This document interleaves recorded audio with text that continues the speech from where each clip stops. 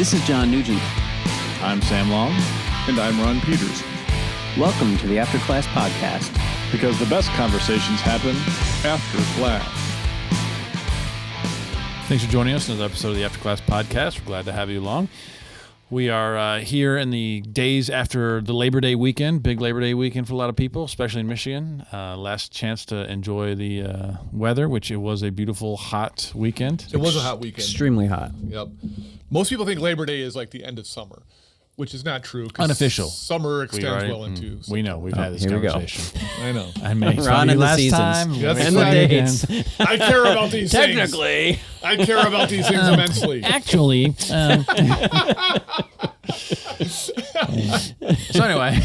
So anyway, the unofficial end of summer has passed this last weekend. So did you do anything interesting on Labor Day? Yes. Well, not on Labor Day. Well, yes, I was on Labor Day too. So this weekend, my wife and I are supposed to work on our basement. We're going to repaint it and some things. Nice. We woke up Saturday and like, nah. So we decided impromptu to go to Lake Michigan. So we went out there. We played some disc golf, raided a restaurant we like, just hung out and watched sunset on the beach. So we did that instead of working in the basement, which we should have done, but you only live once or something like that. YOLO. YOLO, right. Mm-hmm.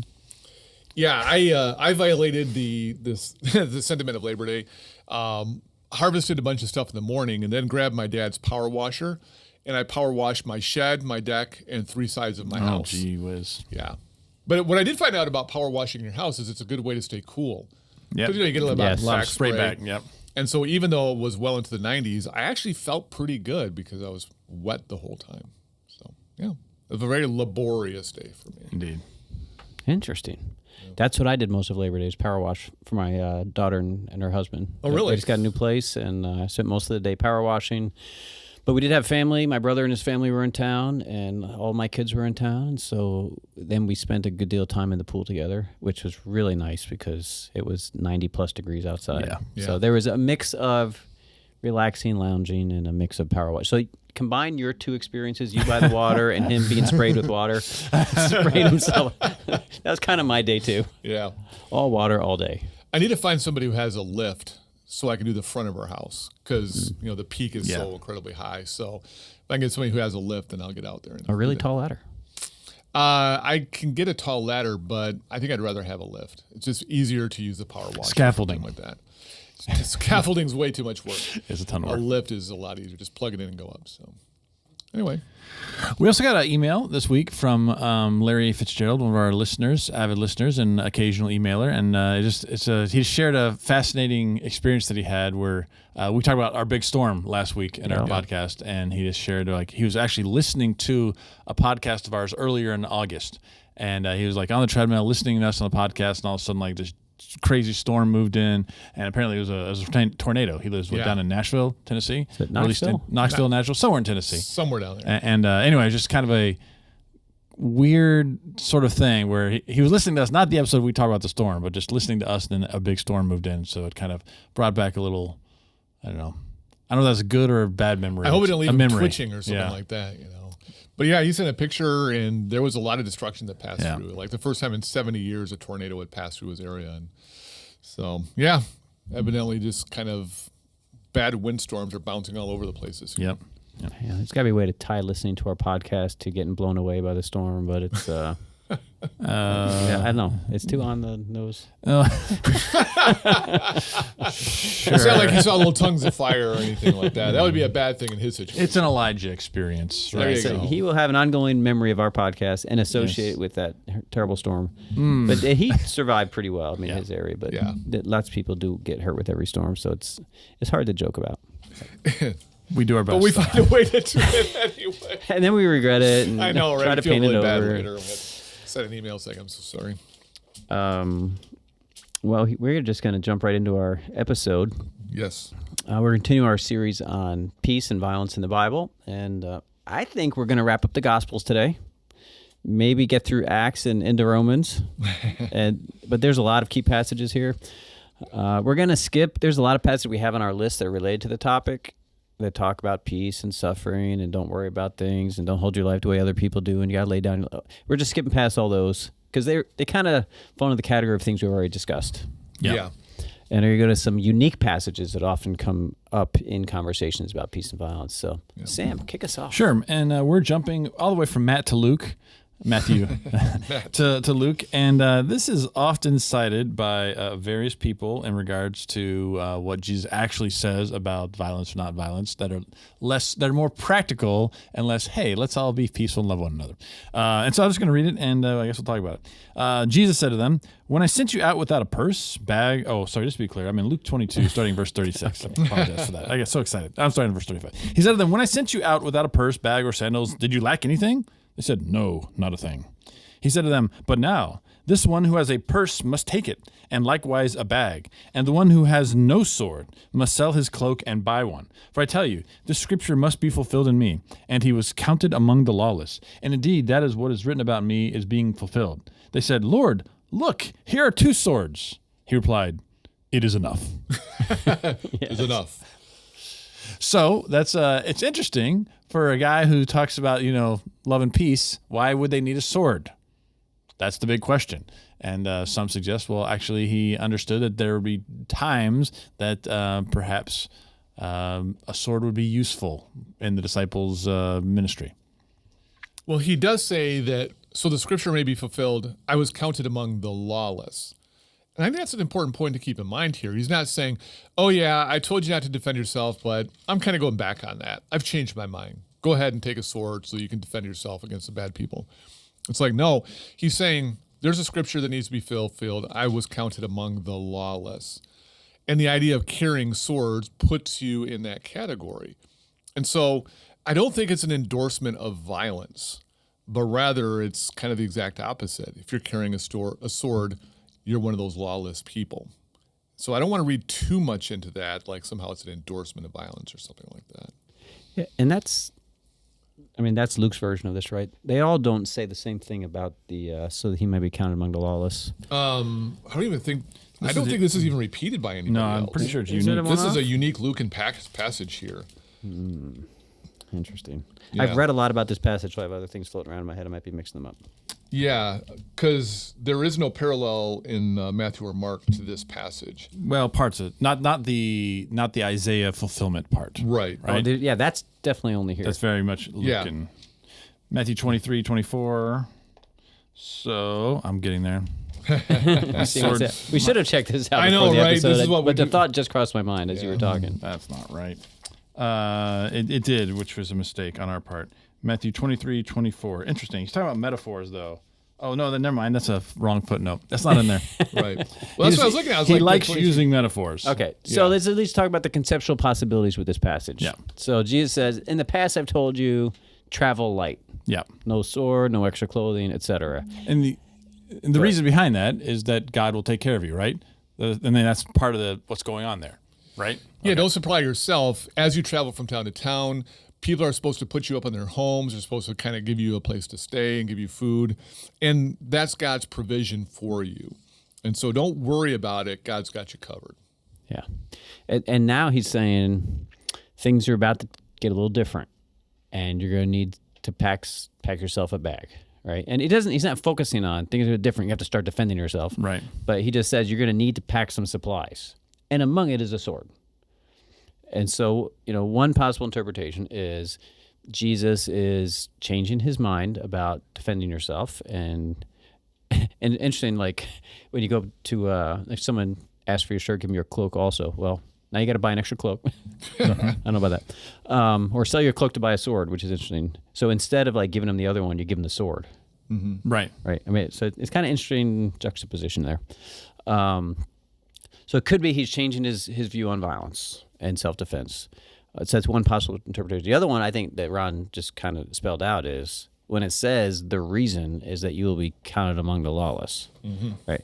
Which is interesting. I mean, it's just an interesting thing to be in this passage. Like, did Jesus go around doing things because, all right, there's a passage out there, I want to make sure I fulfill it. Yeah. So here, do this arbitrary thing so that we can add that to the count of fulfilled prophecies. I know, just checking off the boxes. Right. Yeah. It doesn't seem to be seems really weird. his MO. Yeah. Right. And so you wonder if that's, I don't know, you wonder what could be the cause here of like, why now in this instance would he be manufacturing a prophecy fulfillment? Right. Well, anyway, there's This also is- well, this there's is a- also the whole gospel writer. Yeah, is this Insertion, Luke saying, hey, I think you're probably right. I doubt Jesus in the moment says, let me do this because I got to go fulfill a prophecy. Because if he's going around engineering his prophecy fulfillment, then I don't know. That's the kind of thing that a false Messiah would do. Right. And he doesn't typically do that. Right. Like, it's the gospel writers who say, so that it will be fulfilled, and then they quote something. Yeah. So it's possible that Luke is saying, in retrospect, why would Jesus say this thing that is awkward, that seems to be a reversal of what he said before, and a reversal of what he's going to say in a few chapters from now. Why would he do that? Well, this is a fulfillment of prophecy, that he'll be counted among the lawless, and their carrying swords is part of that, because they're going to use a sword in a little bit to strike at a governing official or a servant of an official, right? Yeah, the same chapter. Of course, they didn't have chapters when this was originally written, but shortly after this, Luke records the arrest in Gethsemane, where Peter draws his sword and cuts off the slave of the high priest's ear. So yeah, I mean it plays out in the narrative, which is recorded in all the Gospels, but here Luke makes it a little bit more explicit. Like in Matthew and Mark, you still have the same story, but in Luke, he's like, the reason they have these swords is because it's a prophecy fulfillment. Versus like in Matthew or Mark, it's just like Peter just happened to have a sword and he cut off the kid's ear and all that kind of stuff. Yeah.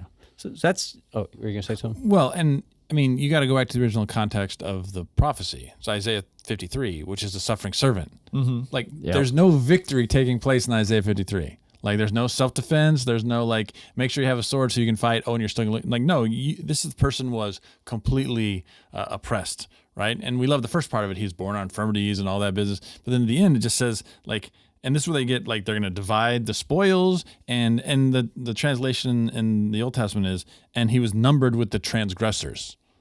That's different than counted with the lawless, I think. I mean, it's similar, but transgressors and lawless are not... For me, they have different connotations. I think I would want to look that up, like in the Septuagint, to see what it says there, and that would take too much time. Unless you guys want to kibitz while I look it up. No. I didn't think so. But I mean, so I'm saying, like, even the context of the fulfilled prophecy is something quite different. Yeah, it's a prophecy about the lowliness of God's servant one, that he was counted among lowly, scrappy people with swords. Yeah, and he didn't open his mouth. He was like a lamb led to slaughter. That's that chapter. Yeah. Yeah, right. He was surrounded by them, but he wasn't one of them. Right. Which is actually going to be fulfilled in a little bit. Right. Yeah. So with that interpretation, the bearing the sword is a fulfillment of prophecy. It's not really a change of policy about violence and peace. Right. I would agree with that. So that's like theory 2. Yeah. Another one is that the things that they're gathering are practical, useful things for people who are going to be on the run. Like when they're around. When Jesus sends them out on their little practice Great Commission, and it's like, don't carry anything with you, let people welcome you to their homes, right? And then you're going to come back. This is mission work in peaceful times, right? What Jesus is suggesting is the peaceful times are about to end. Mm-hmm. They're going to come after me. They're going to arrest me. You're going to scatter. You're going to go into hiding. People are going to be going after you. And you're going to have to, it's going to get tough. You have to carry the necessities. And a sword is one of those necessities, not just for killing people. Like, sword is not like only an instrument for killing. It's also a practical tool that you use for lots of things, right? It's like a knife that carries a lot of functions in cooking, in preparing housing, in like chopping wood. Like, there are many functions of swords that are not limited to killing. And so he said, you're going to be on the run, and you're going to have to be self-sufficient, because there's where you're being scattered, there may not be Christians yet who are able to put you up in their homes. So pack for an uncertain kind of perilous journey. That's a third interpretation. Well, and it bears out at least to a degree, because most people don't realize that the history of military weapons is the history of grabbing whatever's available and using it to kill somebody. I mean, axes are used for chopping wood, but sometimes you carry them into battle. Egyptian swords were also sickles that you used for harvesting wheat. Spears were used for hunting and all that. And so the history of military weapons is not just weapons that had a single purpose, but almost all military weapons could be used for other purposes that have nothing to do with killing other people. And so there's at least some validity to that argument. It is a multi-purpose tool. It is. Killing is one of the purposes. Sure. But it's Right. certainly not the only purpose. Yeah. I mean, bows and arrows were used extensively in the military, but again, they're Hunting. good for hunting. Yeah, exactly. Can I suggest a fourth? Yes. I just thought of it. I'm sure it's other people have as well. Like the metaphorical use. So when he says, "I haven't come to bring peace, but a sword," he didn't actually bring a sword, right? He's bringing hostility between people who are part of the kingdom who are not part of the kingdom. So could he, and you can shoot this down, I'm open to that, could he be using it in that sense where like, grab a sword because that's what's going to happen in the future. We have two. We don't need two swords because one a little bit of hostility is enough. So that's something to think about. And you shoot down. John doesn't like it. I'd have to think about it before I endorse or shoot Yeah. it down. So I have to reflect on Yeah, it. I only hesitate to go metaphorical because, because there's going to be a sword scene in a little bit, right? Okay. That involves a physical sword. But I think what's right about what you're saying, what you're important for bringing up is, well, the important point that you bring up. You're important because you're made in God's image. Thank you, John. I needed those words today. A little affirmation for you there, Sam. Affirmation, baby. In case you're feeling low. But the very fact is that they've come and said, we've got two. And our translations say, it is enough. Like, that'll do. Well, a Roman legion is about to come. Yeah. Two is not going to do. Yeah. Right? If as the persecutors come, 2 swords for 12 scattered people is not enough to mount a self-defense. Yeah. Right? And so if his meaning was, like, you're all going to have to start strapping to defend so you can survive out on the run, then it makes no sense that he says it is enough. And in Greek, it's a little more abrupt. I think it's just one word, like, enough of this. Or like it's kind of it can be, the way it's framed, this is enough, is kind of a soft way of putting it. It could be like, enough already. Like, you guys are missing my point. And so maybe his point is, the purpose of the sword is not so that you have enough equipment to launch a defense. You've been missing everything he's been teaching. The purpose is, it's going to get hostile out there. And you're going to have to get ready for resistance. And the sword, in that sense, can be metaphorical for the resistance that you're going to run into as you go forward. So in that sense, I think the metaphorical understanding might be in play. Yeah, because he's not asking them or ordering them to gun up, strap on a sidearm and get ready, because it's a good point. We've got 2. Okay, good. The other 10 of you, guess you're going to have to die, or you're going to trust your buddies with the swords to take care of you or whatever. The whole thing begins to break down as you begin to really analyze the implications of it. And so, yeah. And it especially breaks down when you move to just a few verses later. Yep. Starting with 45. Were you going to say something? I just really quick looked up what translations did with that. Most do. Yeah. It is enough, but like a couple like contemporary English, enough of that. Yeah. Like the language of enough is Right. like enough of that kind of talk, not that'll be enough to accomplish Right. the purpose. Yeah, 2 swords is enough. That's not quite what's What is the EXB? XB? Yeah, that's anyway. It's just Bible Gateway. Extreme Bible. Yeah, it's like, or that's enough talk like that. Anyway. I wonder, man, I've never heard of the Me EXB. either. I've got to track that Anyway, one down. I just wanted to do that real quick the and take a look. Extreme Bible. That might be I spot don't know on. what it is. Okay, I got to look this up. Well, that's fine. Well, the next section, we you got to gotta- read. Yeah, I know, we got to keep gotta going read. on. So I'll read the next part. If this ropes in later, great. Go, do your research. Okay, so I after gotta this do it. purse bag request, stock Sort. up. Well, I guess I'll just set it up. So he came out and went, as was his custom, to the Mount of Olives, and disciples followed him. When he reached to the place, he said to them, "Pray that you may not come into times of trial." Now, this passage I read is like immediately after Right. yeah, the previous passage. Then he withdrew from them a stone's throw, knelt down and prayed, "Father, if you are willing, remove this cup from me. Yet not my will, but yours be done." Then an angel from heaven appeared to him and gave him strength. In his anguish he prayed more earnestly, and his sweat became like great drops of blood falling down on the ground. When he got up from prayer, he came to the disciples and found them sleeping because of grief. And he said to them, "Why are you sleeping? Get up and pray that you may not come into a time of trial." Then, while he was still speaking, suddenly a crowd came, and one called Judas, the one of the 12, was leading them. He approached Jesus to kiss him, but Jesus said to him, "Judas, is it with a kiss that you are betraying the Son of Man?" When those who were around him saw what was coming, they asked, "Lord, should we strike with the sword?" Then one of them struck the slave of the high priest and cut off his right ear. But Jesus said, "No more of this." And he touched his ear and healed him. Then Jesus said to the chief priests and officers of the temple police and the elders who had come to him, "Have you come out with swords and clubs as if I were a bandit? When I was with you day after day in the temple, you did not lay hands on me, but this is your hour and the power of darkness." And I think that's one of the reasons why the previous passage about taking swords is really troubling to people. And people look at this Luke passage and go, this is one of those sort of problematic passages, is because Jesus says, take swords. And the next thing you know, he gets mad if they use them. Right. And like, what's going on there?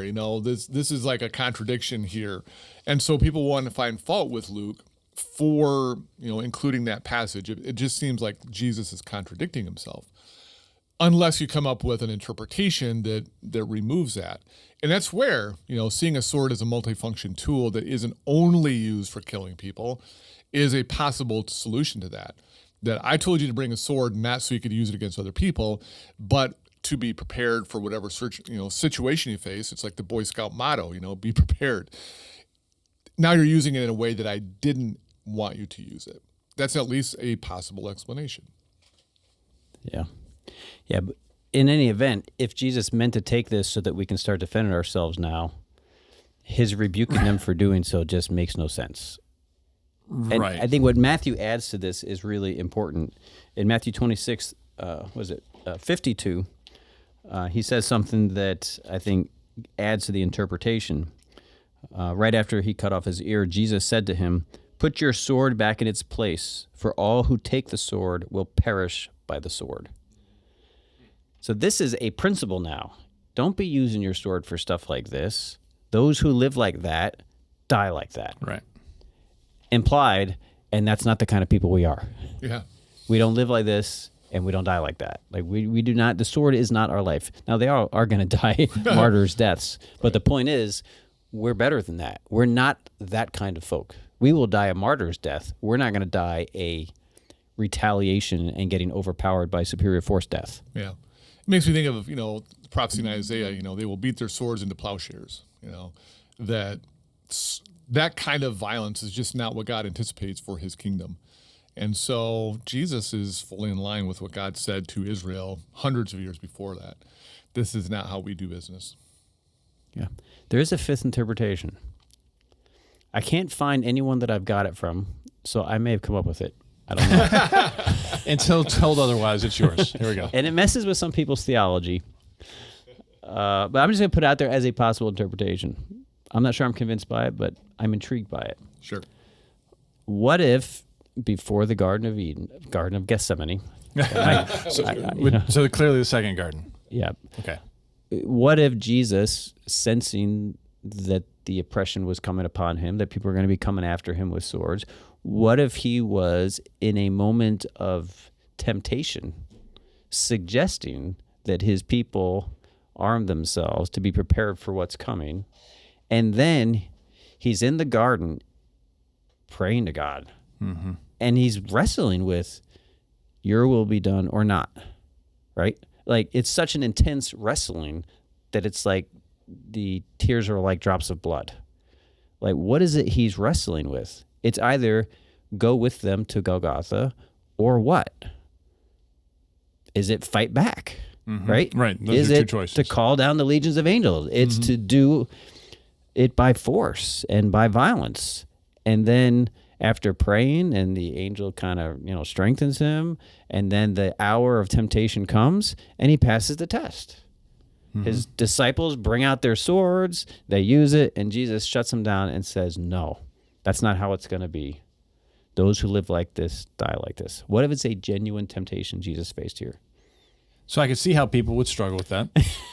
Just because we like saying that Jesus was tempted in every way except past, until he actually is tempted. And they're like, oh, wait a minute, that sounds like a fallible Jesus. Sounds very human. Right. And so it's interesting because you're right. I have this idea of like, the reason why two swords are enough is because like the loaves and fish, he can multiply them. No, but like, yeah, because I love this passage about the not my will, but yours be done. Because that, like, yes, Jesus was put to the actual test. There's a chance he could have said no. That's correct. That's correct. He had choices to make. And thankfully for us, he made the right choice. So what would it look like to include that?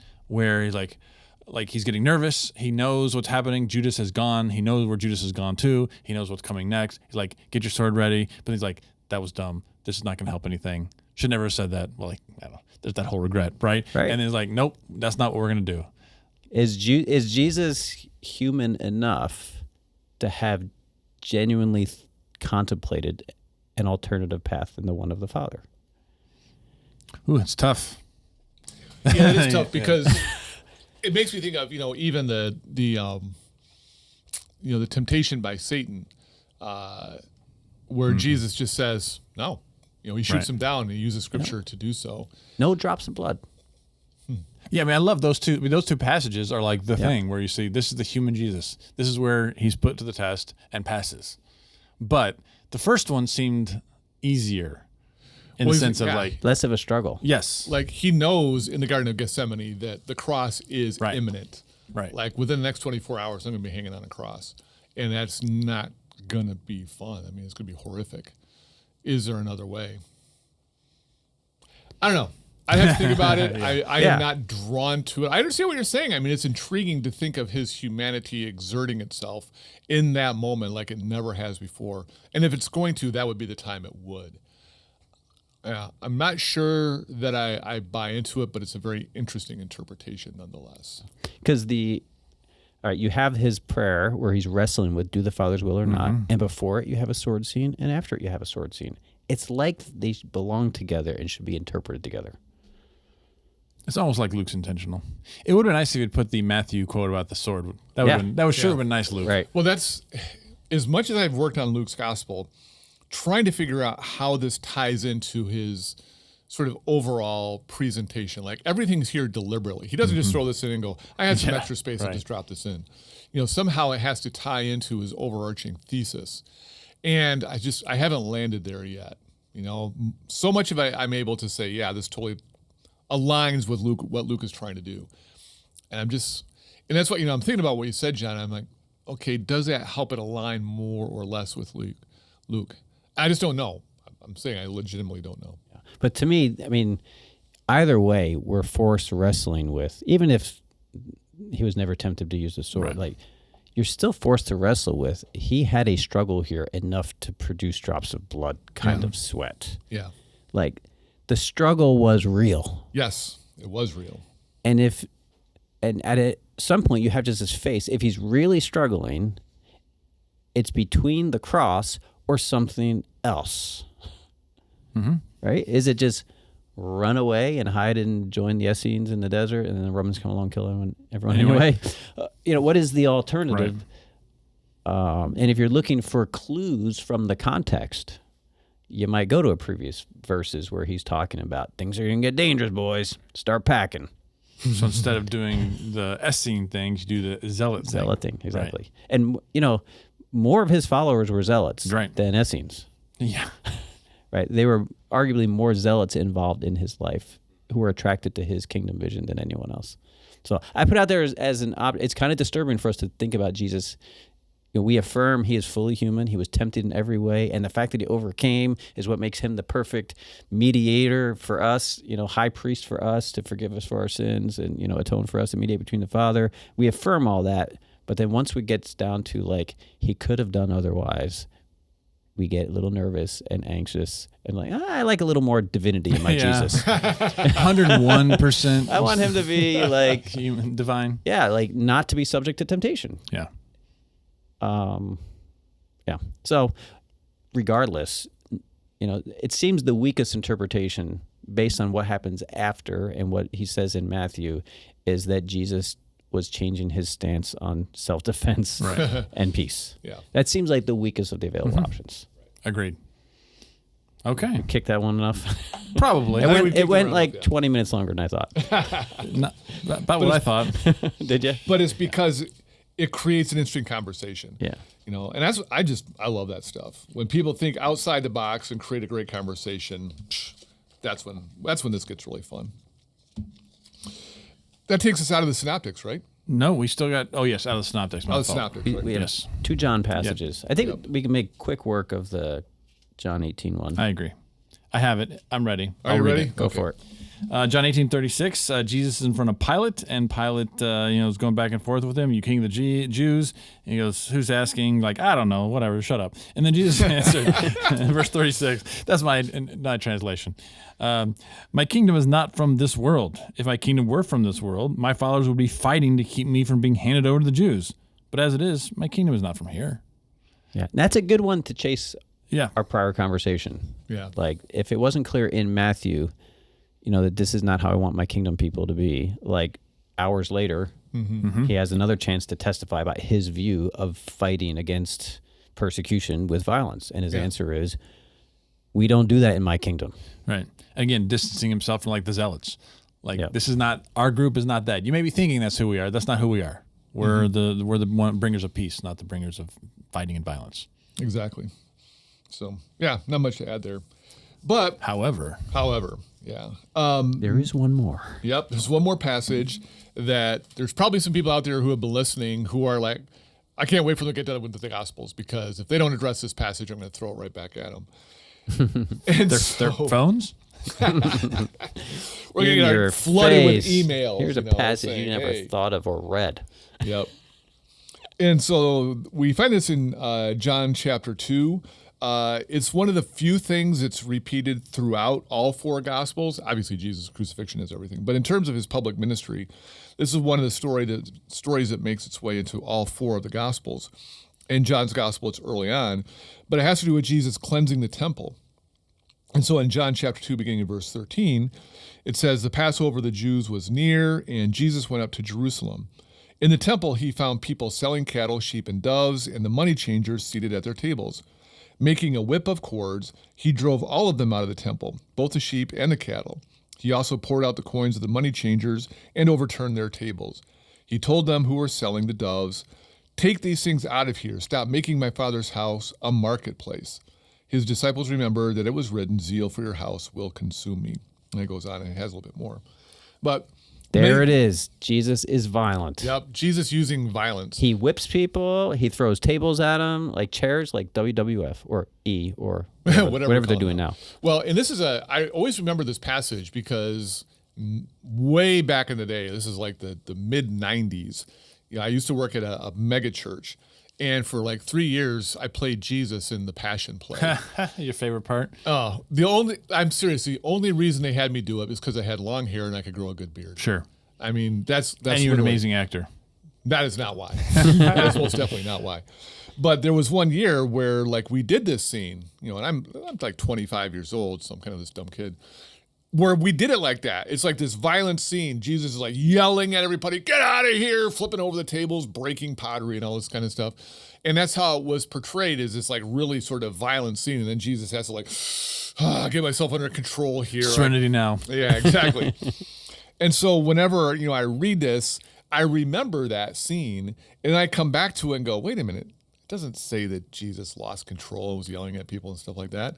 It was a lot of, poetic license that went into that play, because it doesn't say Jesus was out of control or using violence or anything like that. And it doesn't even say that he used the whip on people or whatever. No, it's pretty clear he used the whip to drive the animals out. Yeah. And John's the one who mentions a whip. Yeah. At all. Exactly. Yeah. The other gospel. And that's why we read this one, yes. Yeah, because it seems to be the most, sort of dramatic in its presentation. Yeah. And I don't think Jesus was all Indiana Jones, always had a whip with him. Right? Like, there must have been material on hand that was probably used by the people who brought the animals there to kind of keep them orderly. And he grabbed it, it was within reach, and used it to, get out of here, right? Right. Yeah. He's free. This is an animal exodus. Animal exodus. Yeah, let my animals go. So they can worship in the desert? Yeah, exactly. I've worked with animals enough to know that they do not cooperate, especially cows. Cows do not cooperate with you. And so you have to find some way to motivate them to go the direction you want them to go. And they didn't have cattle prods back then. No. They had whips. A little bit of a snap of a whip will get them moving in the right direction. So if you're going to make the case, it's not that he changes his mind on what to do with his enemies. It's that he became an animal abuser. Whoa. Wow, almost did a spit take on that one. Right? I mean, that's what's depicted here with the whip. I think abuse is a bit harsh, but right. Well, I mean, that's the point. He's not abusing animals. Right. He's probably not making contact with them enough. Just he's just trying to move them out of there and break up this racket that they're making of temple worship. Yeah, I mean, all you gotta do is just crack the whip, and cows know. It's like, oh man, I better get away from that. It's gonna feel that on my butt here pretty soon. And so he's not abusing. I mean, because you got. What did he actually do? Cracked the whip a few times, may have hit a few hides, which are firmly padded, tipped over a few tables, and yelled. I mean, that's what he is. Did he do anything worse than that? Right. And maybe he did. I mean, in the yelling might have just so people could hear him. I mean, it's a busy place with lots of noise and animals going. Right. Yeah, this is an average Thanksgiving at my house. I'm just kidding. And so, if he's yelling at all, it's just so people can actually hear him. You guys got to get out of here. This is not how you treat the temple. And it's not like they're doing anything wrong either, okay? People who traveled from a long distance were supposed to sell their stuff, bring the money to Jerusalem, and then buy whatever they needed for the sacrifice. I mean, that's Torah. And so it's not like they're doing anything in the temple. Well, the purchasers, like the travelers, aren't doing anything wrong. The sellers. That's my point, the general principle is not anti-Torah. But what Jesus is saying is this can happen someplace else, okay? You can do this any place other than the temple. People are supposed to be here praying, not buying and selling animals and conducting business and doing all that kind of stuff. And there may have been merchants in there who are charging exorbitant prices, but we don't know that because the text doesn't make that part clear. It's just that this is where people are supposed to be praying, and you're cluttering it up with this mundane, everyday business that could be happening anywhere else in the city of Jerusalem. Yeah, it reminds me. There was a picture in the past of like I survived the hurricane or whatever, and it shows an outdoor seating area with one chair tipped over.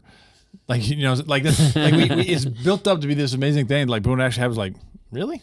He didn't really do that much except just he had zeal for what was supposed to be happening.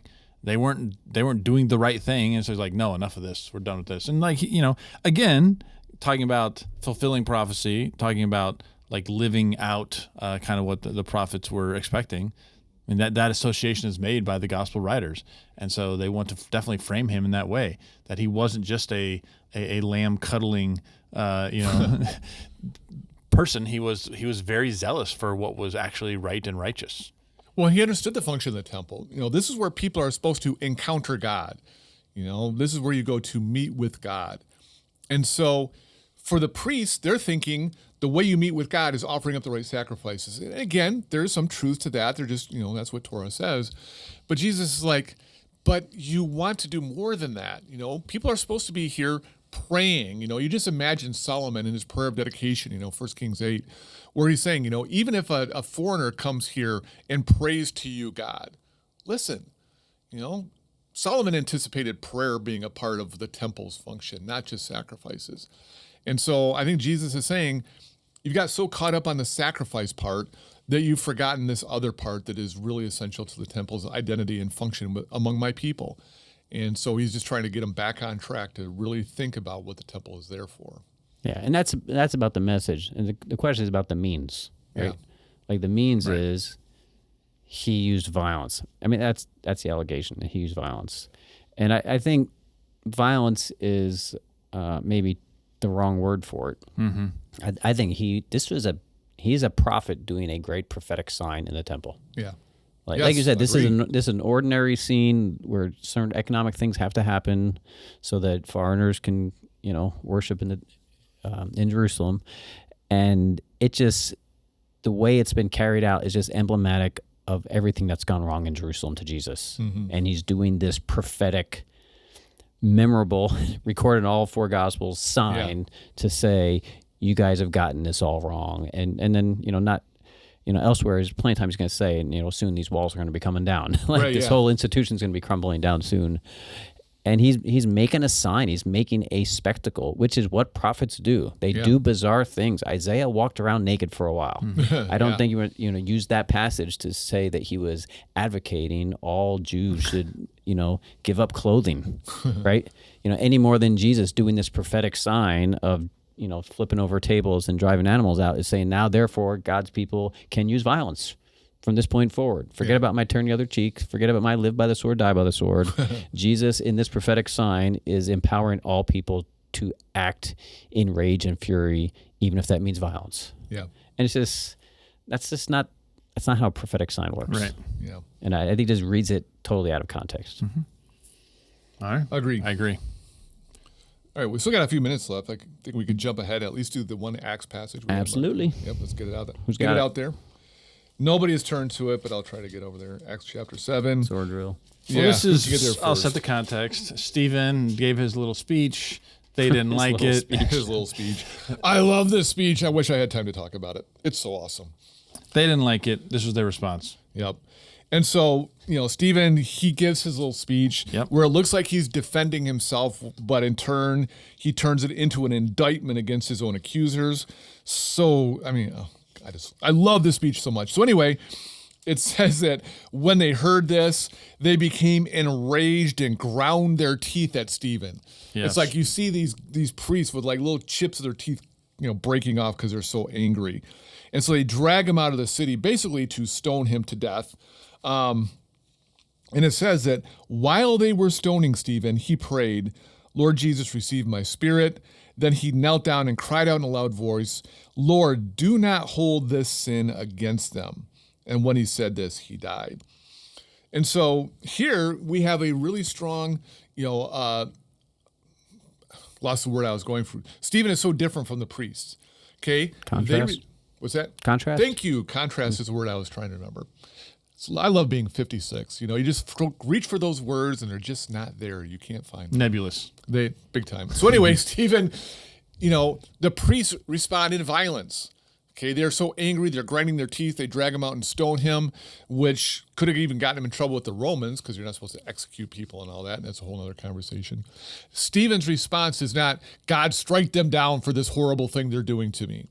It's like, no, forgive them, which echoes Jesus' own words from the cross. Yeah. One of the things I love about Luke Acts is how Luke repeats similar stories so that we see the parallels there.